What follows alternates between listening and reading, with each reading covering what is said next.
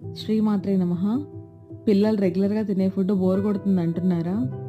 పప్పు, కూర, చారు, వేపుడు ఇలాంటివి మనం రెగ్యులర్‌గా పెట్టేవి తింటే మరి బోర్‌గానే ఫీల్ అవుతారు కదా! ఇప్పుడు వానలొస్తున్నాయి కాబట్టి బయట నుంచి ఇష్టంగా తినటానికి అడుగుతుంటారు పిల్లలు కూడా, మనం కూడా. కాబట్టి ఇంట్లో చిన్న చిన్న సింపుల్ రెసిపీస్ చేసుకోవచ్చు. దాంట్లో ఆలు బ్రెడ్ శాండ్విచ్ సూపర్ ఉంటుంది. పిల్లలు ఇష్టంగా తింటారు. బ్రెడ్‌ని ఫస్ట్ టోస్ట్ చేసుకోవాలి పెనం మీద నెయ్యితోటి. 2 సైడ్స్ టోస్ట్ చేసుకున్న తర్వాత ఒక బ్రెడ్ స్లైస్‌కి టొమాటో కచప్ అప్లై చేయాలి. ఇంకో బ్రెడ్ స్లైస్‌కి మయోనీస్ అప్లై చేయాలి.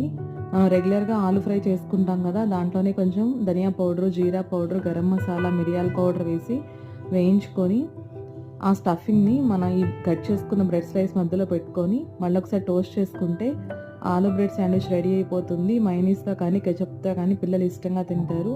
ట్రై చేయండి. జీలకర్ర వేయించి పౌడర్ చేసుకున్నాను. కషాయానికి, రైసుల్లోకి వాడుకోవచ్చు.